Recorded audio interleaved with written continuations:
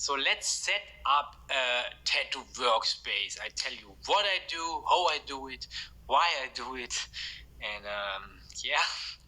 just talked a lot about the hygienic standards, so you already assume some things. So first of all, I use usually these little tables. These ones I built myself, but you can buy small tables everywhere. You can just use any kind of table. I like this because I can still move them around and I can have them very close to my work. So normally I start with the lie, with the bench, with the tattoo table, and we use like this bigger clinch wrap, clinch film, plastic wrap, I don't know, many words for it. There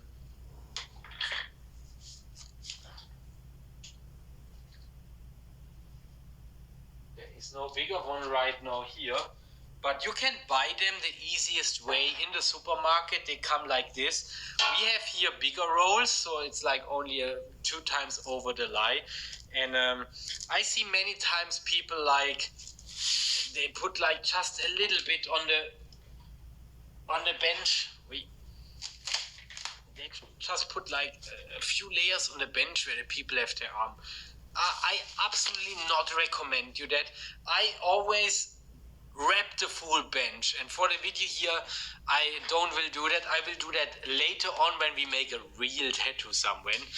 And I wrap the full bench. I wrap them like a few times and wrap them aside, wrap the sides around, because in that way, because sometimes people lie on it, they touch themselves, they sometimes touch in the blood, and then they grab on the lie from the pain, they don't think so much, they grab around. So you want to protect your stuff from that, you know. So you want to protect your stuff from the things your client touch on. And when you're in pain, you don't think so much, you touch sometimes in the breaks your bloody tattoo, and then you touch your lie. So I don't recommend to just use a few things, you know. Some people like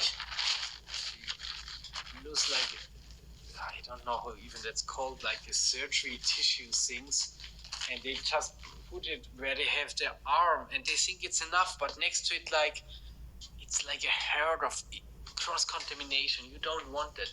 So what I normally do, I wrap the bench, and then I take all the stuff what I need for building up the tattoo. I will put here, and so let's do that. Let's assume this is marking my wrap bench. Okay, so that would be the wrap bench. So I have to go in the trash. Usually I use a fresh trash bag for every tattoo, so even when I would touch the trash can, sometimes I don't have a trash can here now. Sometimes when you have the trash can, I put a bigger bag and I go around, so I could even grab the bag and can move the trash bag around. And when I use always a fresh bag, I'm as sure that this is the trash from one client, and everything what is contaminating that client, it's one bag, and after the session I close the bag and we are pretty safe. The safest you can do. So let's start. So yeah, it's a little bit tricky because let's put that here where you see it. That is the thing. So that is the cable. I put that here. There we have the machine. There we have everything. I hope I have everything here, because normally everything is built in the walls here. And as some of you know that I'm a retired tattooist, I didn't tattoo for a couple of years. I still got quite some experience, so let's start. I need one bag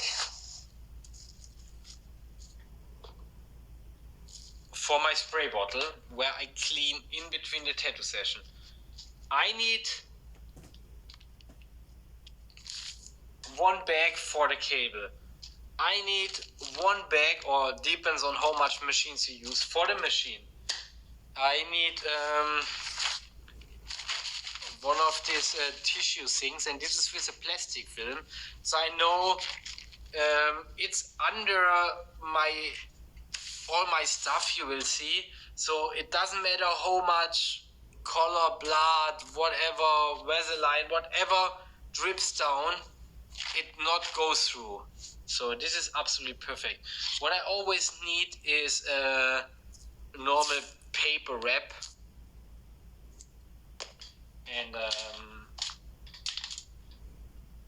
one wooden spatula, like these things for the tongue from the doctor. They cost like also nothing, you buy everywhere.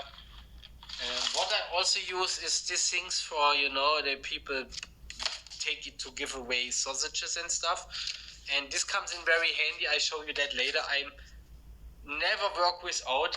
I know a lot of people, they put their cups on the table, but with this, you're free to move. When their color drops away, it not directly runs somewhere. It's still like a little bit protected. Let's assume we use 3 cups. So I use 3 cups. And oops.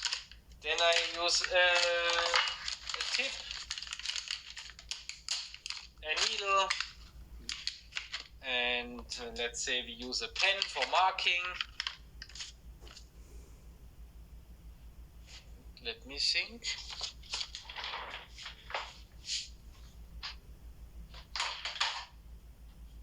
That's also something I always have around. I not have on the table, but I have somewhere on the side a cup with fresh water, so in case I make longer breaks, then I can just like clean up my needle with clear water in between the sessions, so that there is not dry ink and dry blood stuck in the needles.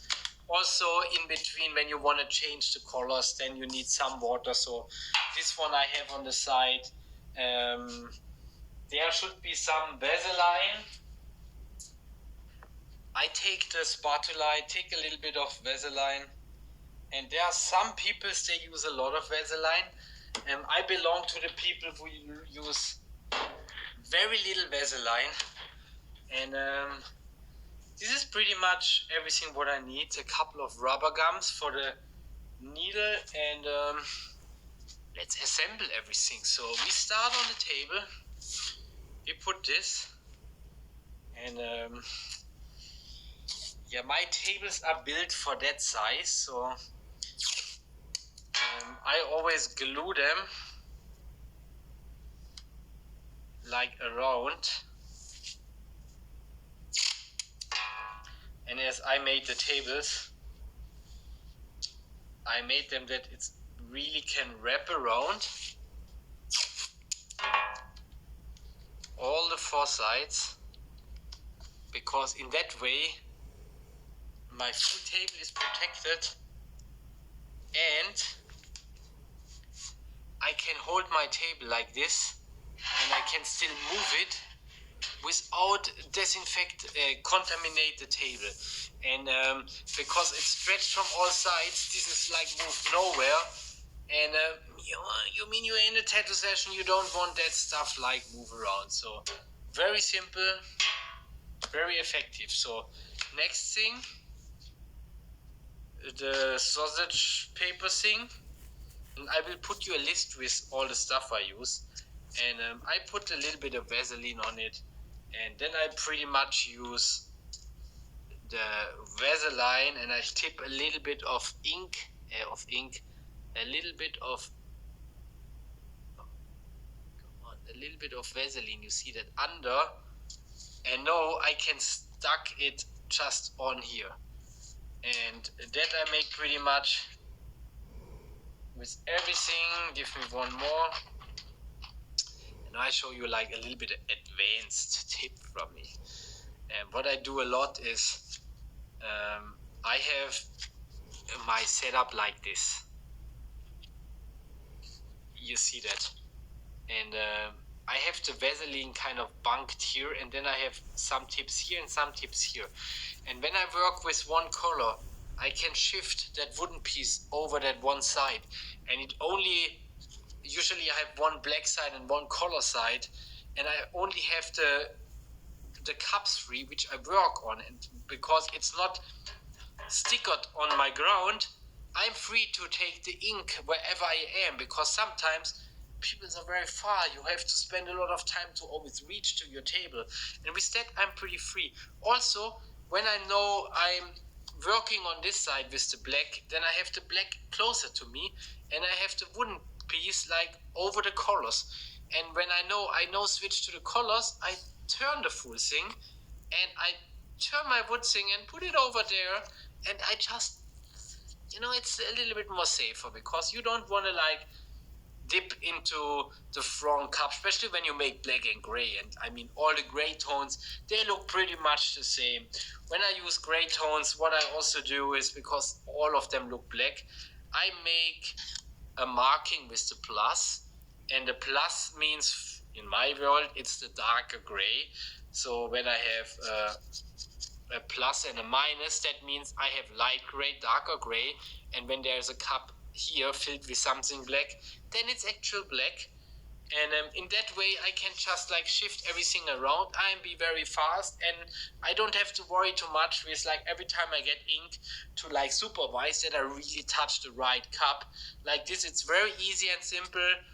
And even when you are like a little bit messy, especially sometimes when you drop ink in, then sometimes it shoot a little bit around, and you don't have to worry it goes somewhere, because you have it in that nice paper holder thing, so nothing to worry.